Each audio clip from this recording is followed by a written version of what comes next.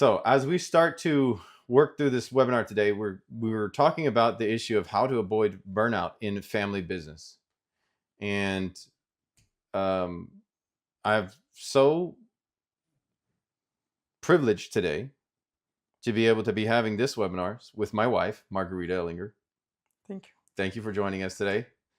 And in the background, behind the cameras, we have Benjamin helping us out, my oldest son, making sure that things are rolling successfully and beautifully here. And as we go through this webinar today, we're talking about the issue of how to avoid burnout in family business. So to set up the framework for the conversation, we have to go through a few really important points because this is about how to avoid burnout in family business. And the reason I brought Maggie on today, and I just asked her if she would attend this webinar. So everybody who's watching, you got to know that you're super, super lucky that Maggie got onto the webinar today with us, because it's very rare when she actually has the time to do this, and when she actually can prepare, help me get all the cameras and stuff set up, get the lighting set up, and look over the information for the webinar, and then actually participate. So this is all actually quite an ordeal, and it's quite a privilege that we're able to have Maggie with us today. I've done 8 webinars in a row, all releasing on Wednesday, or live on Wednesday at 9:30 Eastern, just as you're seeing this one right now. And we've gone through a lot of different subjects, but as we've worked through the different subjects, and as we work through the different pieces of building your company, creating a alignment in your organization, or hiring really well, or helping your team become as productive as they possibly can be, we kind of came to this point where a lot of people were wondering, how do you avoid burnout? Because I think the number is 80% of business owners today report that they are burnt out in their companies. 80% of entrepreneurs, they started with a dream and it just hasn't gone the way they wanted. And because of that, they're feeling really discouraged and really burnt and not even sure if they can continue on. And so this webinar is to address that issue. And I think, Maggie, you're one of the most perfect people that I could think of to bring on to work on this webinar with me, because we've worked through we've really worked hard on this subject throughout our career. We'll get into who we are and what we do in a minute, because that really plays a role into how you can understand if this webinar has value to you, because you're like, okay, who are these people, and what does it matter what they say about burnout and family business? But you'll hear about that in just a second as to why we actually feel we can be an encouragement and help you. So, all right, so let's get into it. So who are we? First of all, Maggie and I, we're Christians. We love Jesus. We're people of faith. We're happily married for 16 years, right? We're happily married. That's right. I had to double. You always have to confirm that. No, I'm just kidding. But we're happily married, and we do love Jesus, and we're people of faith. And so Maggie and I, we decided to have a large family. We have 8 children together. Yeah, 7 boys. 7 boys and one girl. Beautiful little lady. We homeschool, like actually homeschool, not like the homeschool where you just let your kids do whatever you want. We actually have curriculums. They work hard each and every day doing the tasks and subjects, and Maggie's the main teacher of all of these, or facilitator and teacher at different times of the different programs that we're using, going through the course selection every single year and making sure that all of our kids are staying on course, getting their grades, and getting their homework turned in, and getting their new subjects, and focusing on their specialties. Like, we actually do the full-blown homeschool program in our house, and Maggie, you spearhead that. Yes. And it takes a lot of work. What do we do? Okay, so this is kind of this is why this is kind of how gives the webinar any weight. Okay, so I've been an entrepreneur for 20 plus years. My wife and I, Maggie, we've been working together in entrepreneurship for the last 16 plus years by now, right? That's because right. you had Taika Translation, you had Taika Blessy before we started Taika Translations, right? And when we got married, Maggie was doing that section of our business. We're co-founders of Taika Translations, which is a multi-million-dollar language and digital services company. Well, I think it's a cool just to go a little bit back into our roots and just tell some of the other things we did before Taika. I think it might be interesting, like if you're younger than us, I mean, we're not that old, but okay, we're like I'm already, 38. yeah, so we are 38. We are Actually, we're 38. both 38. So, if you go back, I don't know, do you want to tell anything about what you did when you were a kid, teenager? Well, yeah. I mean, I was homeschooled when I was a kid, and growing up, I my brother and I we started a landscaping business, and so that was like 5 years of my life before I got into the U.S. Air Force, and then so that 5 years of entrepreneurial experience before even getting into the professional workforce, that was kind of my upbringing, my raising, my like like first acquaintance with entrepreneurship altogether. And so we got a lot of training. My dad was a hardcore hard worker. He that's the one thing he taught me, was to work and work really hard. That's something I wanted to talk about a little bit later. But my dad was very, very hard worker. He taught me to work hard. Uh, and I come from a long line of people who can work hard basically with no reason behind the work, or not getting in any better status. And they just worked hard to live. And what I quickly found out in my work is that's not the way I wanted to live.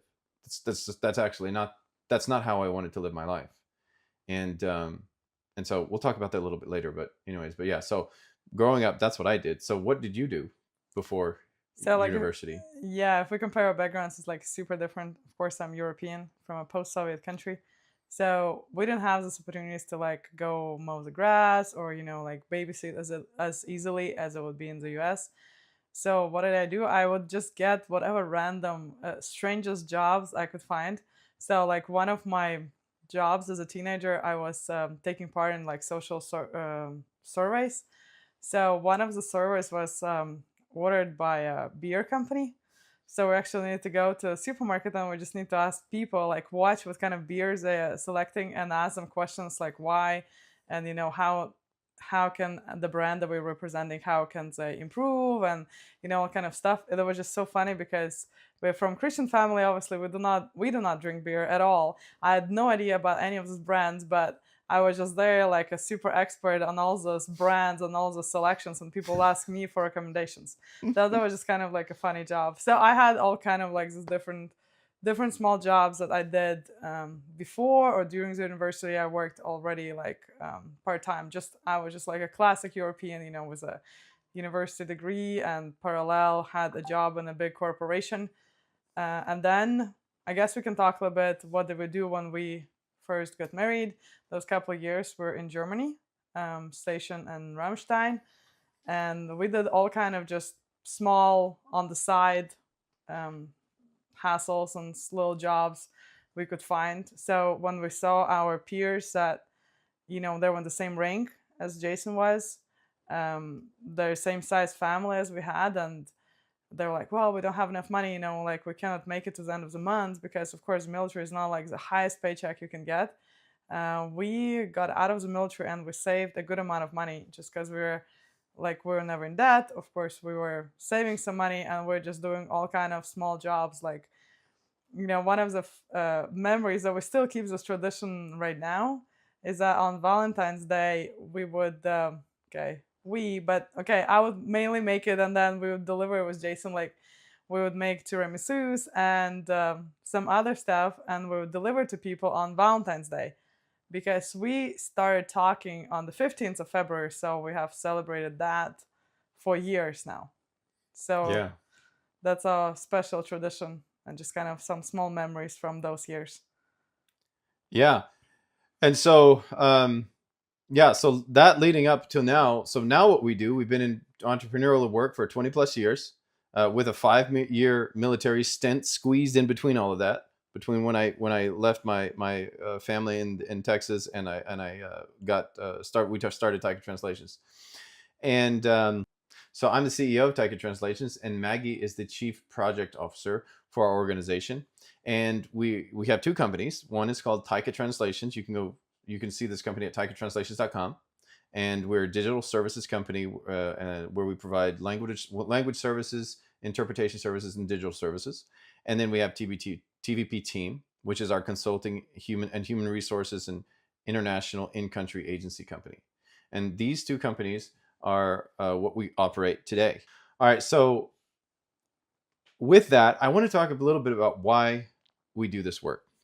And this is important because we're setting up a framework for the further, for the next part of the webinar, which we're getting to the point where how do you avoid burnout? But this is really important because without hearing about this stuff, it will be really hard to explain how to actually create that non-burnout type environment or scenario or reality for you and your business. And so why we exist. So we very early on had to decide why we exist. And we already talked about some of the things we believe, and that's, being a Christians, homeschool a family, entrepreneurial ideology, wanting to have that self kind of built self-reliant income type of life. But we really had to sit down and clearly explain to ourselves why we do this. And we said, okay, we wanted to do it to be wealthy, but not just in a financial way. We wanted to be wealthy spiritually, mentally, and financially, a whole person concept. We said we wanted to be able to work near our loved ones. So we operate our multi-million-dollar business from our home, right? We said this is the life we want to have. We want to be able to operate our company from our home offices and demonstrate our Christianity in our work.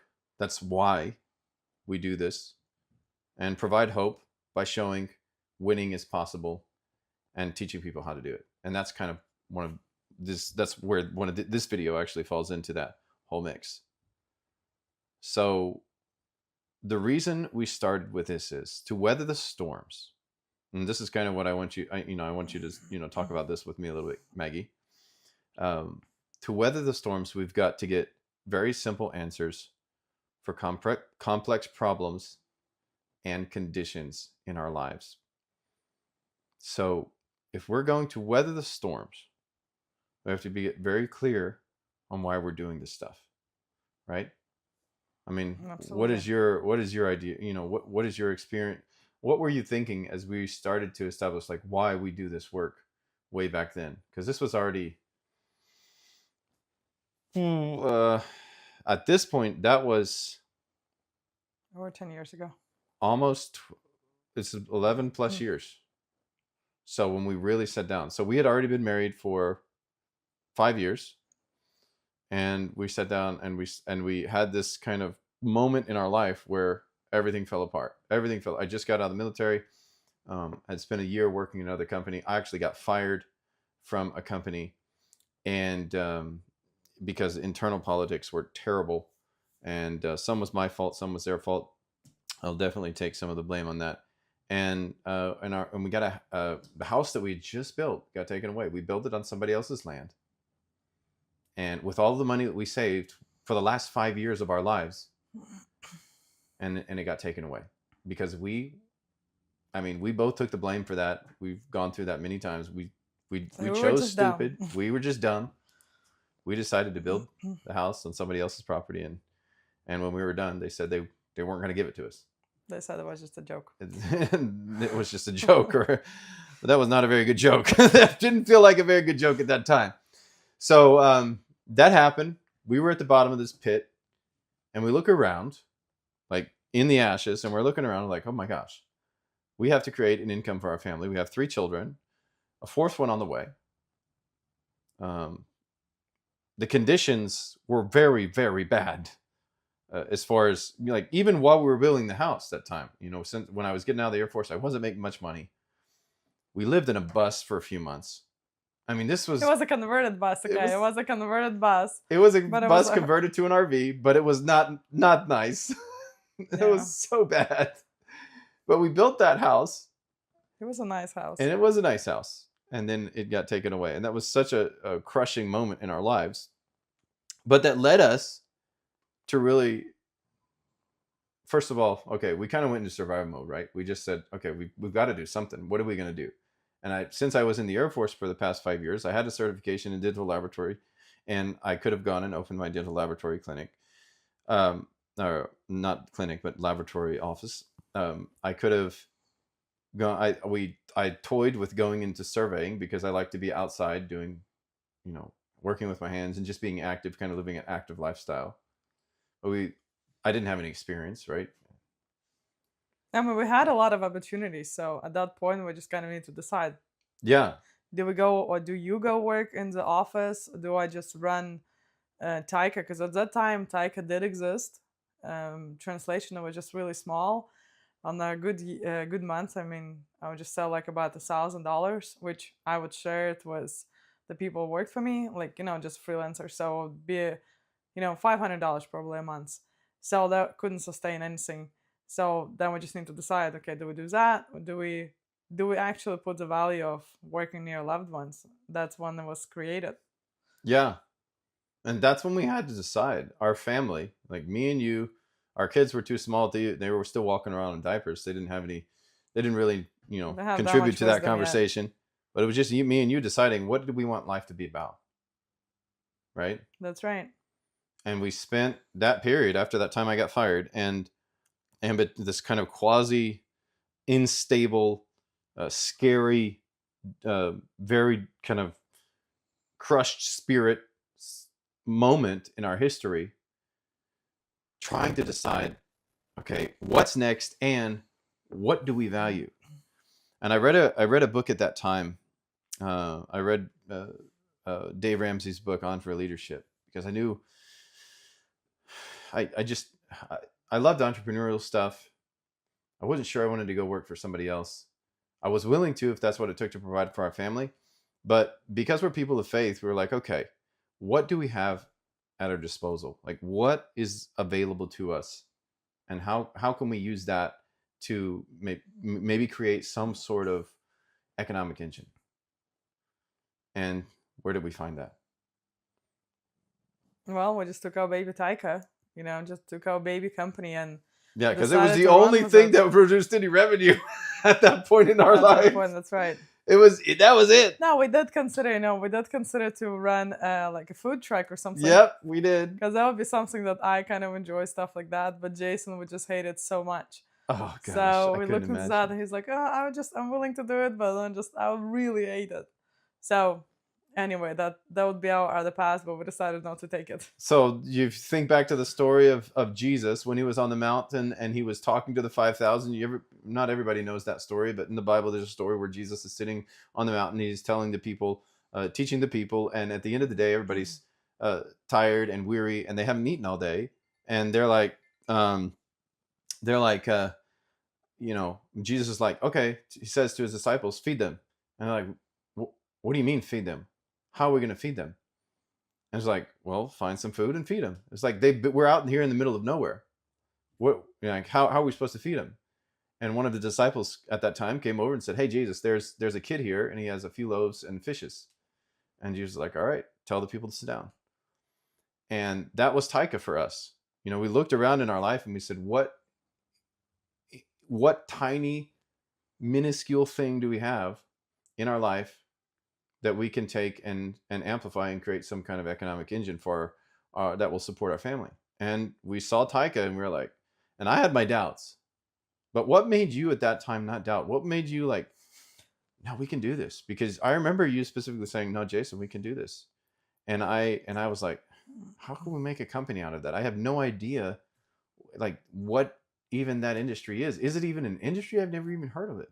At that time, that was how I had heard of it because I knew you were translating some stuff and kind of doing some freelance work for those past 5 years. And I'd heard about the projects you did once in a while, and you'd have to go, work for 2 or 3 hours and stuff. And that was, that's all I knew.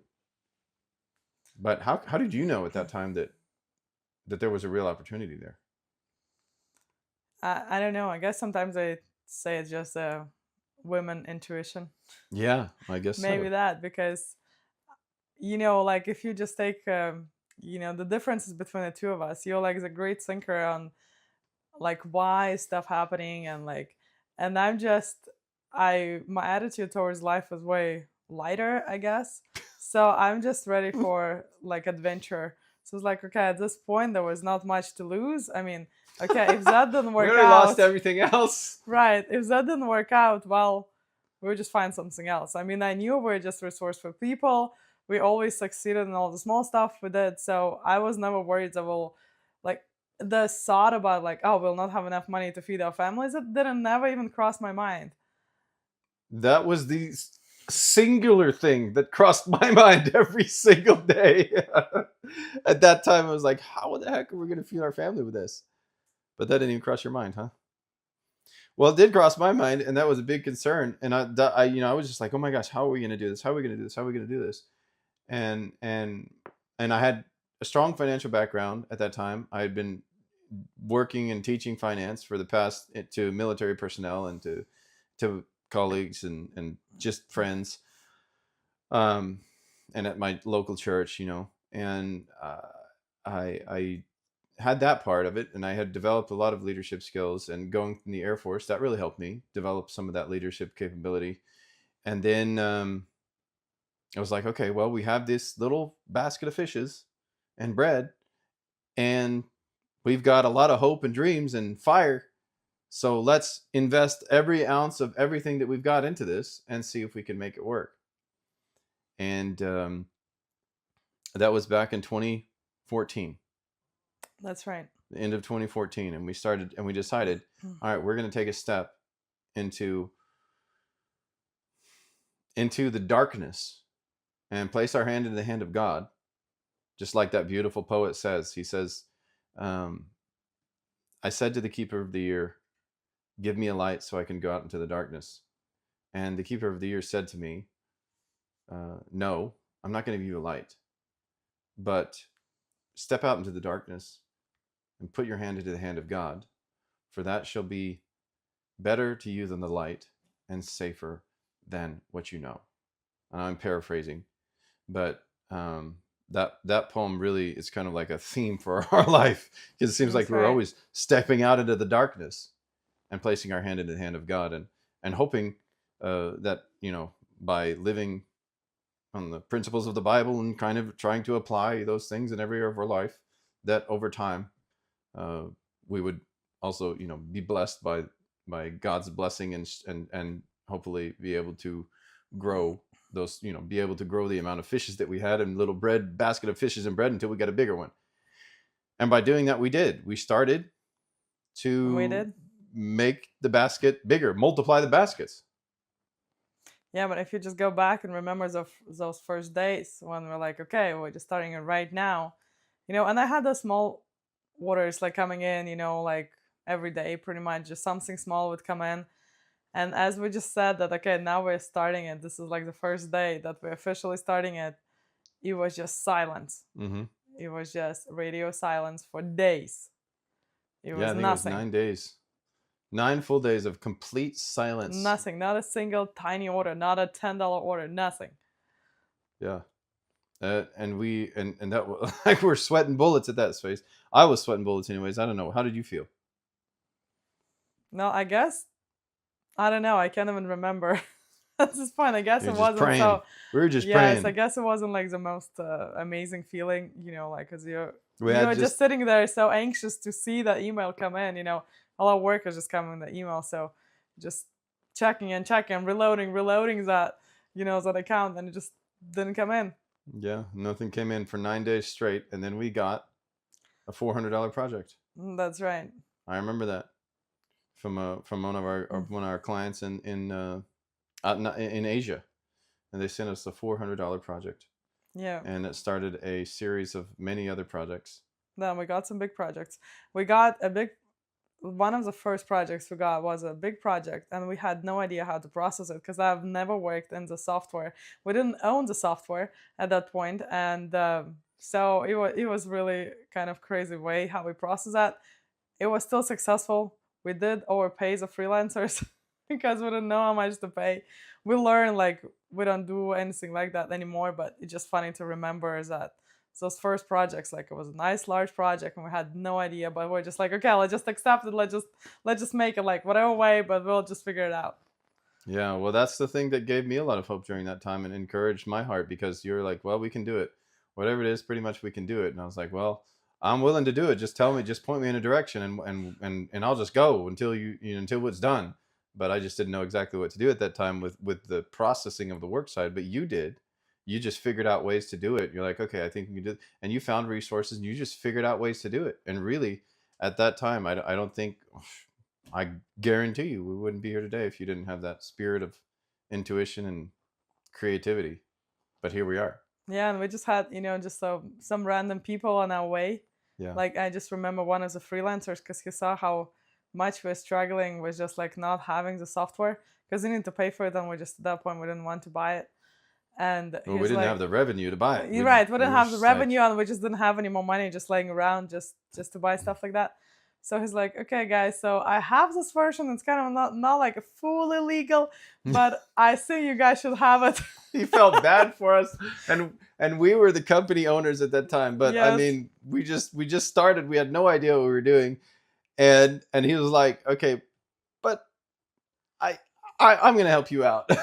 And so God sent just a few people like that, and just a couple months later, I was like, okay, this is actually legitimate software. We need to have this. We That's purchased right. it, and we purchased the And we official have used it license, for and years. now we've used it for the last 11 years. Upgrading it obviously along the way. Um, so what that taught us early on is people who've been in business for very long, uh, they have the gift of solving problems and challenges, and that grows their muscles for solving bigger problems and challenges. And that's one of the big dilemmas with business, is that you're going to, so we solve the problems today, and some of the solved problems that I solve now, they look monstrous compared to the problems that we solved 5, 10 years ago. Absolutely. And the problems that we solve today, we look back on those and we're like, That was easy. that was easy peasy. That's And right. now you deal with the current day problems, and you're like, man, all of those challenges along the way, they prepared us for this, but it also where it takes a toll on you. It's hard. It's discouraging. Somebody says business is easy. Like I keep hearing this stupid thing on YouTube that says like, this guy's like, teenagers are building businesses with AI. I'm like, I'm literally saying exactly how this AI voice sounds. And I'm like, yeah, they are. But once they get introduced to 3 or 4 generations of problems, of actual real business problems, if they don't have the backbone, it's going to crush them. And a lot of people get in business like that, and it's very, very discouraging and depressing, and it's too heavy. I mean, And I remember just like some people in our lives, just some acquaintances, they would say, "Oh, for you guys, it's so cool because you can just take vacations whatever you want because you don't have any like set schedules, and just being a business owner, you just rake in the profits, and that's all you're doing. But for us, the employees, like we actually need to show up to work, and they're just like so hard because we need to stay there from 8 till 5, and it's like." Wait, you have no idea. Like, you have no idea. Sometimes, if you want an easy life, yeah, what is your response normally to that?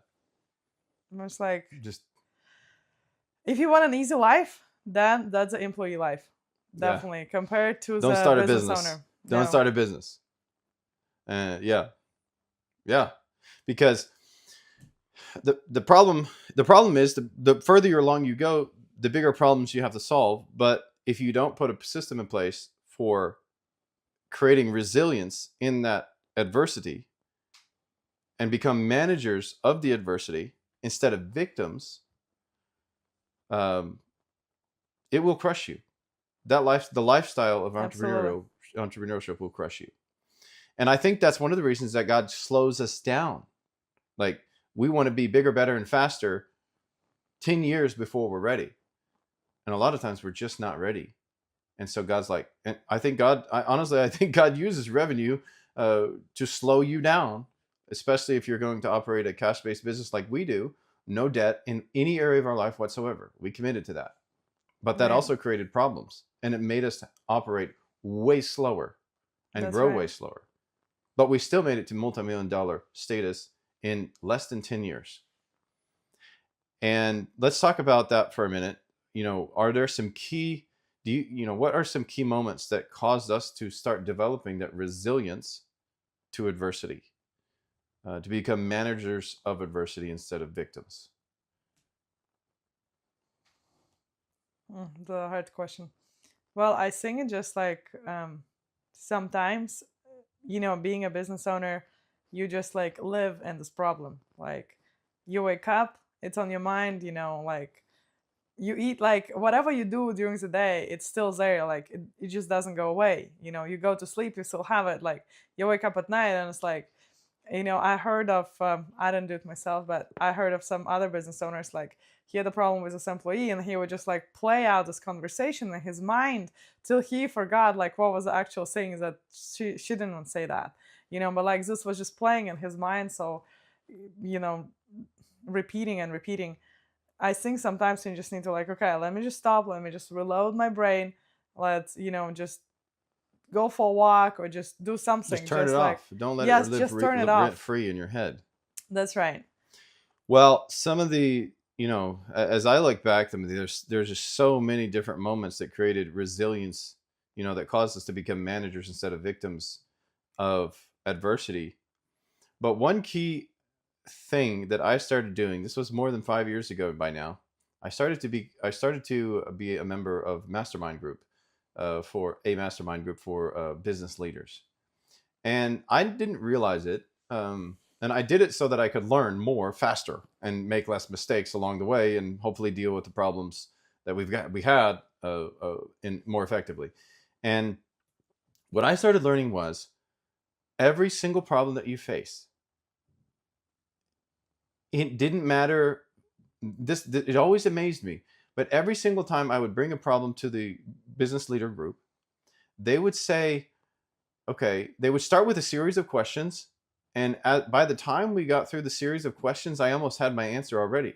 I almost knew what the next steps were going to be, which started to train me to understand that, wait a minute, if you have intelligent, great people surrounding you, first of all, intelligent, great people who care about you, you can solve almost any problem, regardless of whether or not they're acquainted with your situation, with your specific. Like they had no idea how a translation and interpretation company That's right. operated. They had no idea, and they were not acquainted with it. One of them was a pest control, or is. I'm still in the group. One of them owns a plumbing company, a construction company, a technology company. Another guy does a cabinetry installing company, and these are all owners of these companies. Well, they met together, but we meet together twice per month, and it taught me that in order to deal with challenges and get above your problems, that first of all you have to believe that it's possible.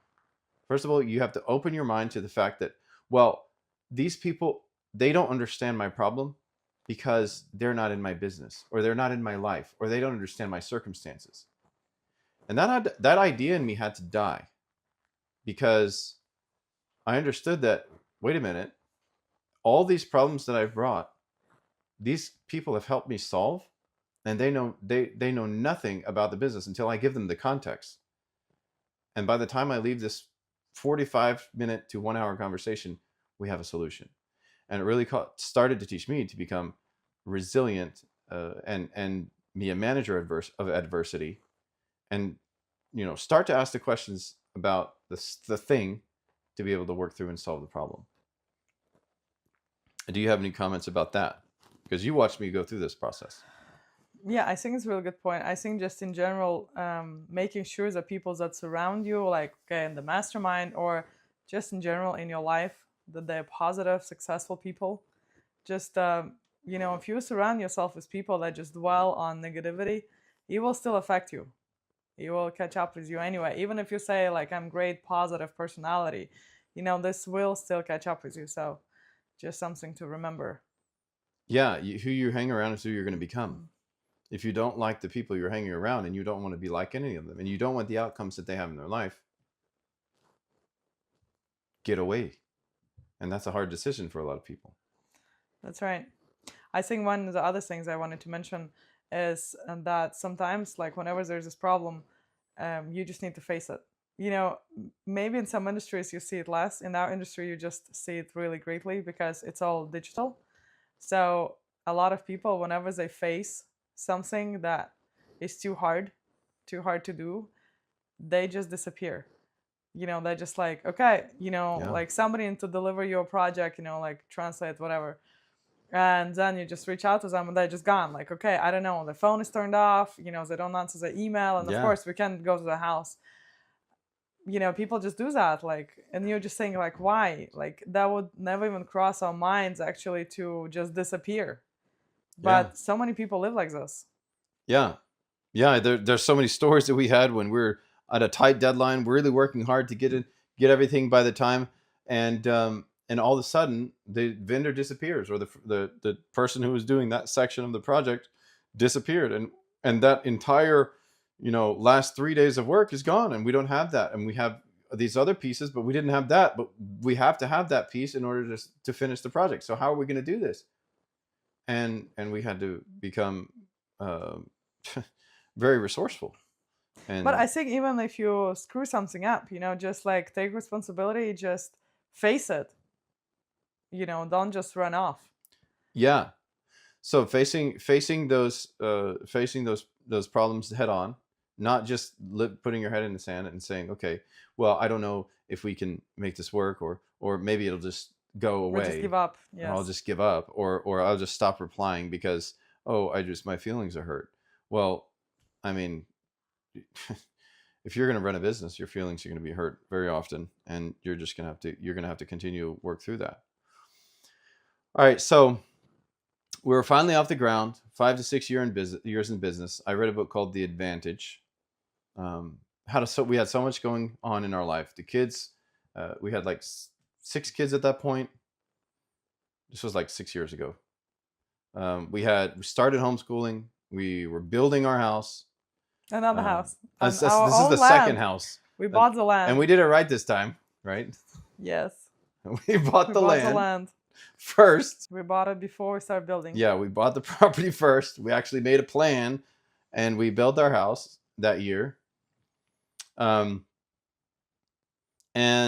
we learned a lot at that point about aligning, redefining why we exist, why we do this work, because we achieved some goals at this point. We achieved we were sustainable. We achieved the point where we had a home after. This was, how many years was this after that first home got taken away from us? It was like So we built this house 5 years ago. 5 years. So it was 6 years after we lost everything. We built this business, saved up enough money to keep the business operating, and build our house. And that was incredible. And I built the house. That was incredible. We built it in 12 months. I built this house with myself, with about 5 or 6 helpers that I had helping me. And you came and fed us every single day. And then, and you started homeschooling at this time. And I started taking our team leaders through a process of creating alignment for our company. So at the end of this 6-year period, we had a house, our business was working, we had some alignment, and now we had to figure out what it was we wanted to do next. Like, what did we want our future to look like? And then COVID started. And it was a terrible, terrible, disastrous mess. So it wasn't quite 5 years ago, it was less. So this is a terrible mess. Well, it's pretty much 5 years. It's 2020. After we built this house, the business has been operating kind of by itself. We did 1 day of work in the business per week, and the rest of it, I'm only exclusively, completely committed to working and building the house. Right. And then we we got finished with that big, very challenging project, and we moved right into COVID. I remember the workers while we were working on the house talking about COVID. I was like, it's no big deal. And I didn't think it was a big deal because I just was working so hard here. I wasn't listening to any news. I wasn't looking at anything. I was just working. Yeah, I remember that the first day actually when we heard about this. I mean, we heard about COVID, of course, but it just wasn't. We just couldn't feel it that it's already here. Like we couldn't feel it like that. So, and that time, remember, we had a meeting with our team, and we had one guy at the university, and then he just gets a message, and he's like, "Oh, I don't need to go to university tomorrow because we're off because of COVID." And was like, "Well, that's just a joke. That's no way." And then everybody was like, "Man, that's kind of cool." Like, okay, everybody like, "You're off the university," like, and it's like, wait a minute, and then it hit, And then the just whole like, world shuts down. yes, everything changed, within 1 week. We Yeah. really, And in our business, our clients stopped paying us for 3 months straight. We had no yeah, income. And for a cash operating company, like, what do you do? We had an emergency fund, barely. barely. And we kept all of our team on, and we still paid them through this time. And we prayed a lot, and the money just stopped coming in from our clients. We had receivables, we had bills, they were, to pay. They were supposed to pay, but they just didn't. Because Everybody was scared. everybody was scared. And those types of moments in your business, you're like, what do I do? And what did we do? Well, we just pushed through it. We did some things that were uncomfortable, different. We started reaching out to people, reaching out to any possible prospective clients, like anything. We also really slowed down our cash flow as much as we could. I remember we were paying the vendors, and we said like, okay, our limit of payment is $50. Like we have a lot of vendors, like we have about 1,000 vendors that we work with. So, every week we would process about 200 payments to the vendors. And we're like, okay, so the cap was $50. It was 100, and I think it was actually 50 at some point. And it's like, so we would stretch it, like, because of course the freelancers that work for different companies. So we would just work on them case by case basis. Like if somebody would write us like, oh, my bills are due, like, okay, can you pay me like this much? We kept everybody working, and we just kind of pushed through that with the whole team and with all the freelancers we had. Yeah. And it was very scary, and it was a very big problem. And that taught us that you might be doing everything right in business, everything perfect. You might be aligned with your leadership team. You might be practicing good financial principles. You might be doing good marketing. You might be delivering an exceptional product. And still, a hurricane will rip through your business. That's right. And if you're not prepared, if you're not ready to work through and survive that, and have the mechanisms personally inside to survive that, you will not. Venya, stop making noise. You will not survive. And so, all right. So now I've outlined a few things here, and you could kind of tell me if you agree or disagree.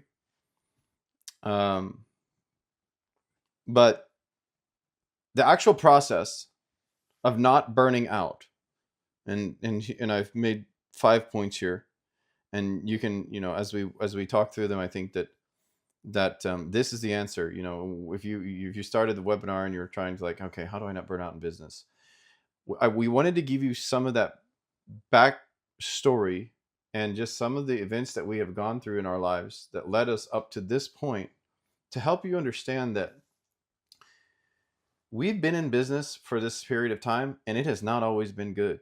It has been really, really bad sometimes. Yeah. And we've wanted to give up and be burned out.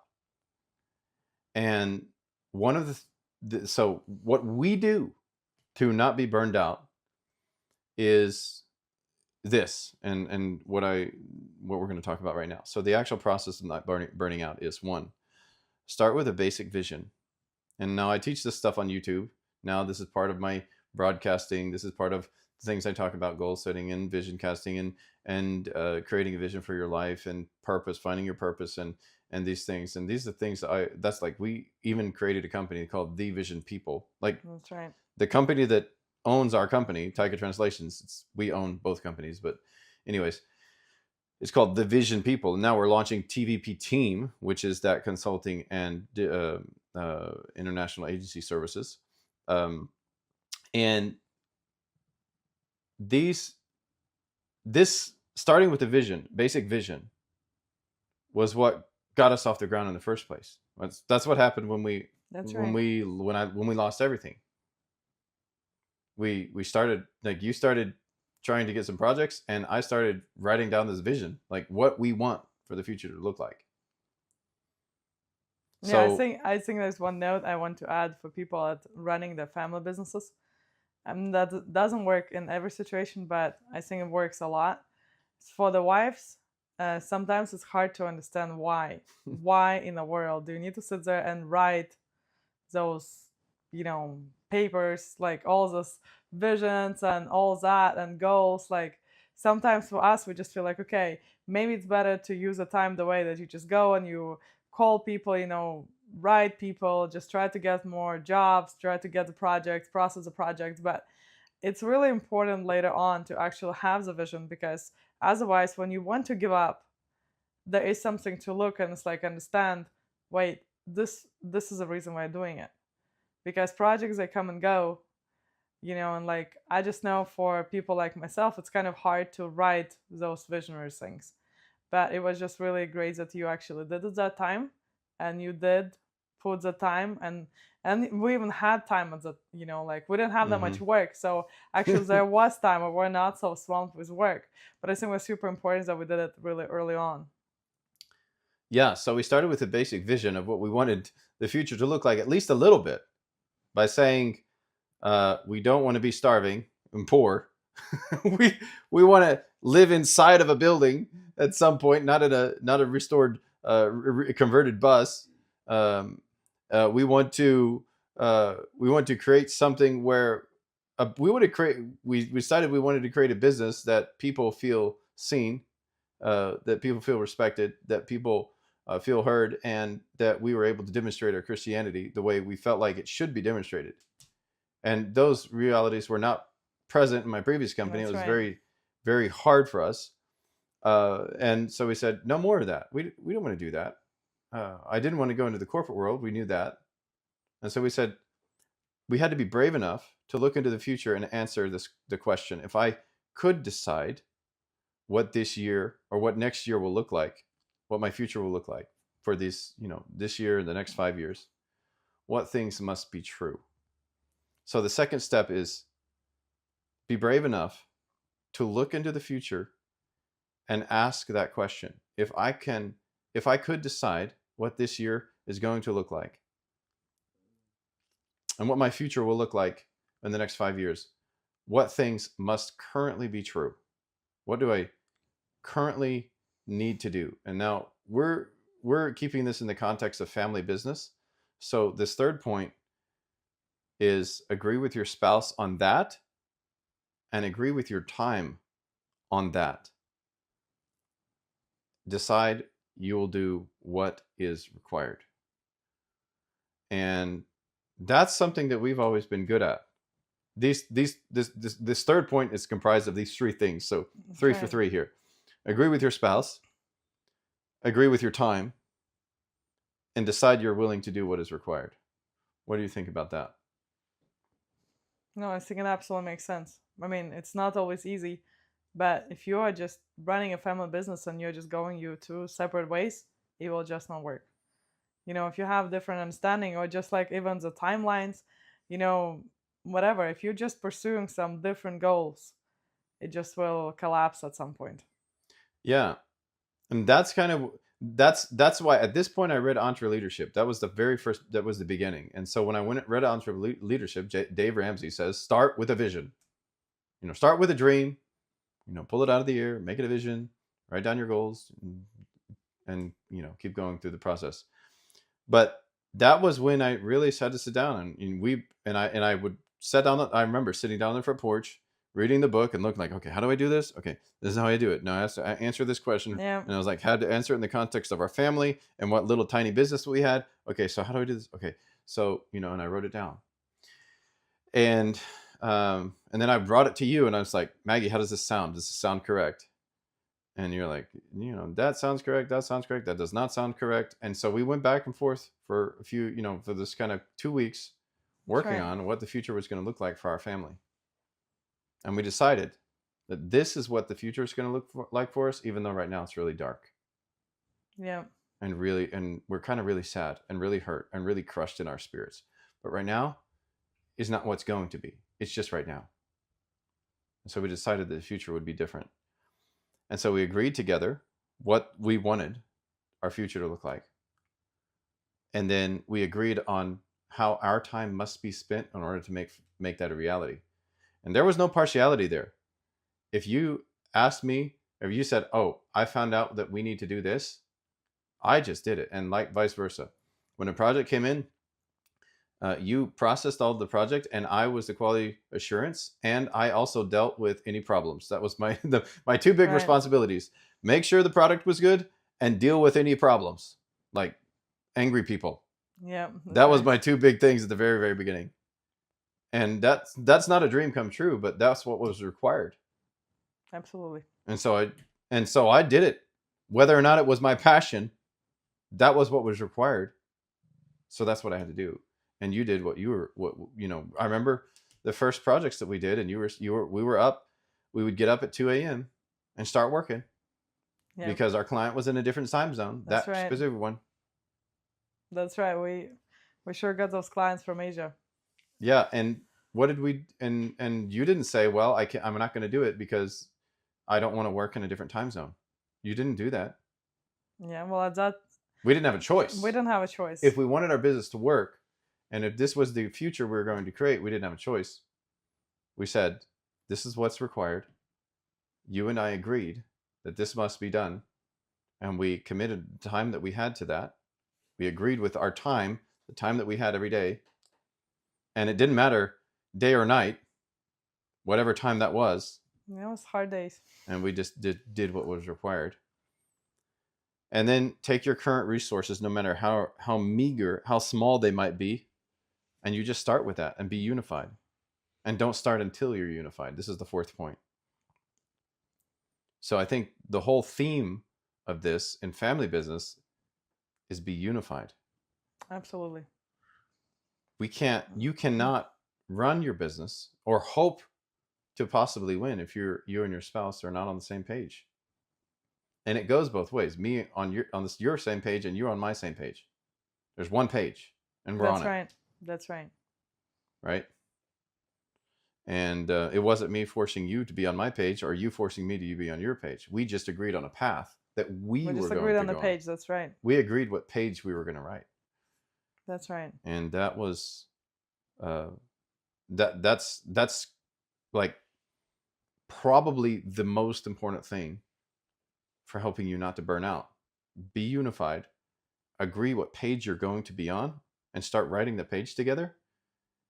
You look at that page together and there's no partiality. It's like, oh, well, I don't want to do this. I don't want to do that. Like, what am I best at? And where does it fit on this page? Okay, well, neither one of us are great at it, but I'm slightly better at it than you are. So that's my job. And you just volunteer and get after it. Okay, take your current resources, no matter how meager they may be, and start with it.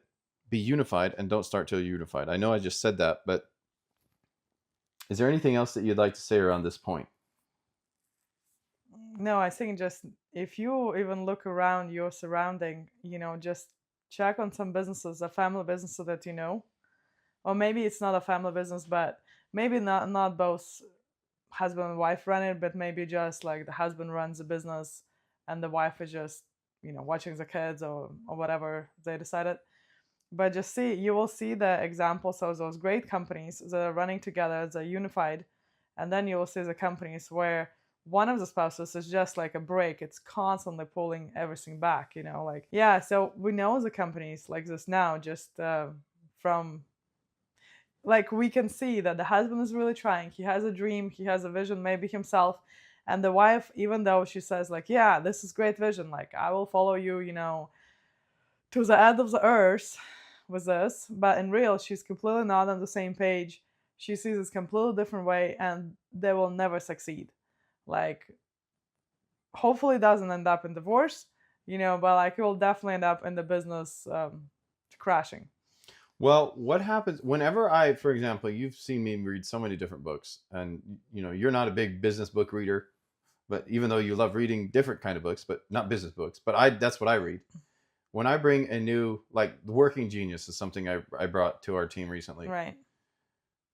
What is your response to that? What is your, how, when I say, hey Maggie, I've learned from this new business consultant about this area. How do you, first of all, how do you feel about it? Okay, if it's something new, like, so at first I might be a little bit skeptical. That's just my normal thing, maybe because I'm European.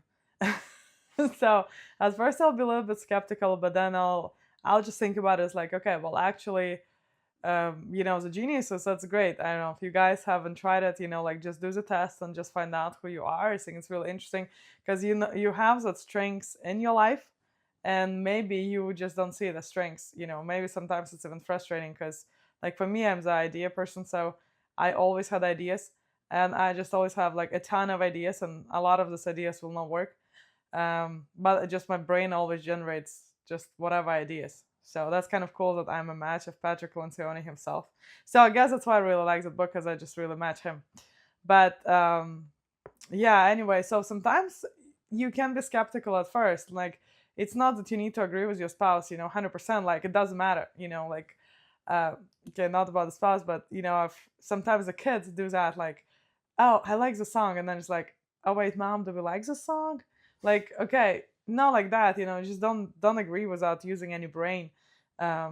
Just it still goes through your own filter, but you just kind of like just think about it, just don't say like no completely and just kill it from the beginning.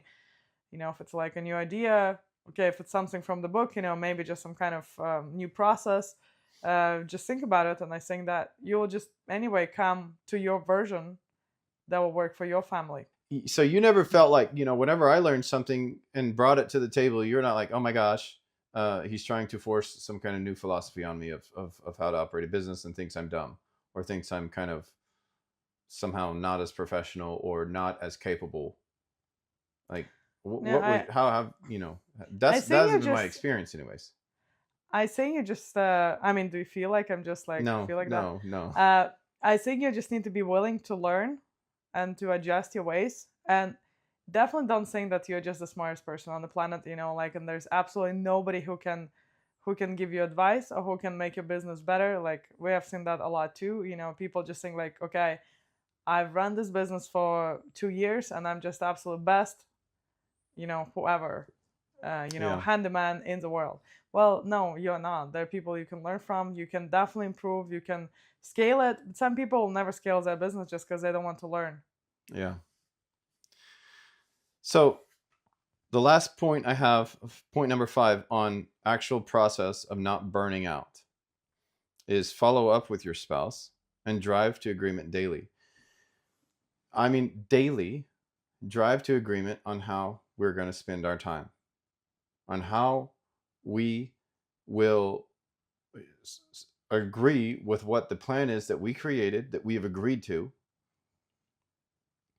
And then each day, as we go through the process of building our life, make sure that what we are doing is in alignment with what we said we wanted and what we wanted to do for all of these years, or for this 12-month period, or in alignment with that vision for what we created. So create a vision, align each other, agree on the page, and then agree daily. And I think that's maybe sometimes the hardest part, because that's where you're just putting a, like, you have those hourglasses and you turn it over and it's just like one grain. It feels like 2 or 3 grains That's right. falling and then over time it's full. You look back and it's like, oh, it's actually all the way full. But at first you flip it over and it's just tiny, tiny, tiny, tiny. And it just kind of always, that's kind of always a visual for me for like how the days go. But you have to align daily around the tasks that you said you were going to do, and do them in the direction that you said you were going to go, and just do it consistently. And whether that means so this was a point for us. We said once per quarter we want to go do something. We want to go somewhere and do something somewhere. That was kind of from your side. I'm like, I can just work all the time because that's where I come from. We already talked about that. I could just work endlessly, mindlessly for no purpose whatsoever, and just keep going. But Right. we realized that that's not the life we wanted to live, so we actually created a meaningful vision. And then you're like, okay, so I don't really want to just work all the time. I would like to do To some create special. memories. I would like to create some memories. And I'm like, create memories? Why don't we just make more money? Then we, and you're like, but if we make more money and we have no memories while we were building this money, and so you had to convince me of this, right? That's right. But there was one of the business books that mentions that, right? And one of the books you read, it actually mentions that idea too. Do you know who the author was? No. Okay, well, I don't remember. you can write it in the I comments. don't know who it was. We can write it in the comments, but For the wives, if you need to persuade your husbands, that they need to go on vacation, they'll give you that. yeah.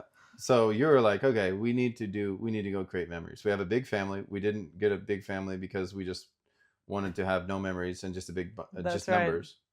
We wanted to create a special life. And so you said once per quarter, I would like that we would do something special.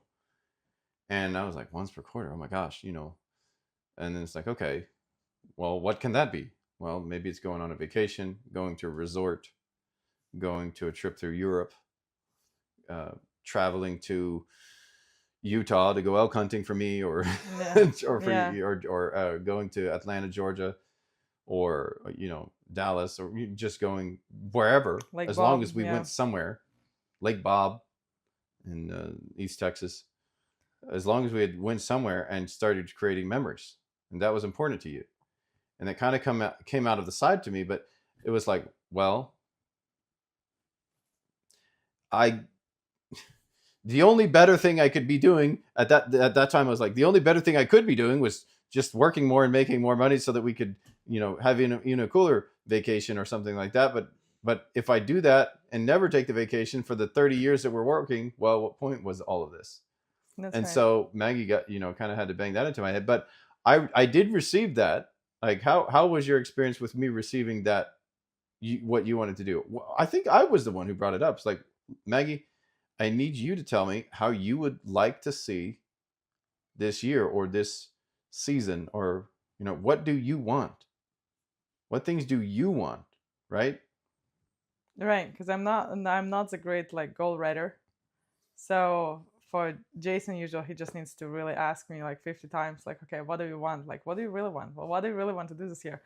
So a Yeah. vacation was one of those things. Like, okay, we Yeah. just said, okay, now we'll make the schedule of the vacations that sometimes it can be adjusted. Like years are different. You never know. Like you can just set it in stone, but you should try. We just call it the reloading. Yeah. Reloading trips. And so we're about to go do that next week. We're going to spend the entire week reloading, and it's going to be a really awesome trip. But that came about because we decided what we wanted our future to look like, and now it's on our calendar. It's part of our financial plan. It's part of our living plan. It's part of our vision for our family. And now we go do it because you wanted to do that, even though I didn't really think I needed it that much. But I found out that, as we started to do it, I was like, man, this is actually pretty valuable. Yeah. This is actually really valuable. We can talk to our kids in an off, not school setting, not just daily rhythm setting. But it's actually, we can chill out and we can actually go see some cool stuff together, have some experience and other conversations that we wouldn't otherwise have. And that's when I started to see the value. Yeah, I think it's just important to take those breaks. Just when you're running your days, your normal routine, you're just so used to run it like maybe for husband, like okay, maybe it's for homeschooling moms is like that, just or you always feel like you're fighting against the clock and like you either succeed there or and you don't and you like mess something up on the other side, just because there are all the things that need to like okay, I'm working, I'm doing school, I'm playing with the kids, we're going somewhere, taking them to whatever activities, making food, like they're just all those routine things that you need to do, and you just feel like, man, I'm just failing somewhere, and it's just like, um this negativity just kind of still somewhere piles up in your head. So it's important to take those breaks when you're like, okay, now I do not need to cook. That's it. At least that's our recommendation. Like, we go to all inclusive resorts. That was an improvement in life. Yes, we have done, as a like, we have traveled Europe greatly. Like, we have gone on like you know month and a half long vacations, just like going from country to country. Like, um, and we have done it in, of course, in the States as well, just not as long at one time. But after those vacations, you just come back and you just so need a vacation that that way you cannot call it reloading. Yeah. Maybe one day we'll do it, but not to that extent. So yeah, so we just go all inclusive resort, and it's just a time you can spend. Because remember, like, yes, it's a family business. Yes, like, you work with your spouse as a partner in the business, but it's still your spouse as well. So if you just become just great partners in business, but you just forget that, well, actually, you're also in love. Like, it's just super important to remember that. Especially, it's a huge danger in family business, I think, Yeah. because you both are hard chargers. If you work together, you both charge. You have all your tasks, and just remember that this is a person you're still in love with. You still just want to talk about just normal stuff. It's just not all about the projects. All about, somebody messed up, a team member, a client. Like, it's just also about your life. And so then later in life, when maybe something's gone, or like if your kids are gone, or like your business is sold, that you're not in the house with a stranger. You just need to keep the relationship and maintain it, and you create those memories, so later you can just go back, and just like, oh, that was a great thing, you did, and that was a great conversation we had 25 years ago. Just something like that. So I think it's just an Yeah. important part of life. So, and that really, and that comes from that part of this not burning out comes from pre-deciding on what you want life to look like, and then holding yourself, like nobody else holds you to this. You hold yourself to that standard and say, I'm going to live my life that way and do these things, and this is going to be how uh, the future looks for us. And then all of the other areas of your life, your time, your money, those have to align with that. Your relationship, your conversations, they have to align with that. And those things have to come to life. It's like when you get to that quarter, and that period of that quarter where you're supposed to go, you go. Uh, you pay out that big chunk of money, or you Or you go get out somewhere the tent. small. You get out the tent to go somewhere cheap if you have to, whatever. And then you go do that, and you go create the memories, and then you come back and you keep working, and then you keep that unity in your home, that we are in this journey of this business together, and we are achieving what we want to achieve, both at home and in our business. That's right. And that's how we keep from burning out. I mean, Yeah. we've been doing business type entrepreneurial work together for 16 years, and I've been doing this for 20 years with that Air Force stint in between. And if you don't know where you're going and what you want, and you're not actively participating in doing what you want to do, and answering that question, because so many people are afraid of that question for some reason. Maybe they think it's selfish or something. But if you don't decide what you want, then who's going to decide? That's right. Time will decide against you, and it will not be what you want. And when I really started understanding that, it's like, okay, when we have to, you know, decide where we're going to go and how much this is going to cost, and set aside the money for that, well, then we do that, and Yeah. and Just like that's the okay. just like that old phrase, when you aim at nothing, you'll hit it all the time. Yeah, aim at nothing and you hit it every time. So the way I guess maybe for a lot of people, that's the thing, is that they don't each ask each other in their family, what do you want? What do we like? Spouse asks the husband, husband asks the spouse asks the husband asks the wife asks the husband, like, what do you want? And then talk about it, and not in a way that's like judgmental, but actually inquisitive. What do you want? And when you hear what she wants, or when you hear what he wants, you don't say, well, that's just so stupid, or that's a big waste. Although sometimes when I talk about my hunting trips, you're like, yeah, I just don't understand the value in that. And I'm like, oh my Well, gosh, it's so let me just valuable. You're like, swallow it. ah, because I like to go hunting. Um, but but that's something that I just love, and but we also work this thing that we're going to do right now is something that you love, in That's a right. place that you love to go, and we're going to go do that. And I'm doing that because I love you, and we do the other thing because you love me. That's That's right. great. And, That's but how it we works. decided, and I think that's part of it. People get bitter because, well, the husband went on a hunting trip and bought a new rifle, and never bothered to ask the wife, what do you really want to do this year that matters to you? Hopefully it's not during hunting season. If it's during hunting season, you still might have to sacrifice, but still, like, what do you want to do this year? And then you, as the husband, make sure that that becomes a reality. And then vice versa, your wife does the same thing when you're working on the thing that you really want and desire. And you say, this is what we want, this is what we're going after, and we work towards it together. And sometimes what happens when we, for example, when we have bad sales periods and we don't make the commissions that we need to make to be able to go on the trip, then what do? We go on a cheaper trip. That's right. We do we Just do something we small. do something else that's smaller. That's how it works. We still do the thing. Yeah, it doesn't always need to be Disneyland, It doesn't need to be that Yeah. kind of expense or cruise, just go on a small road trip. Yeah, I can just Yeah. just a small road trip, just stay in a local hotel. I don't know, just go on the river walk.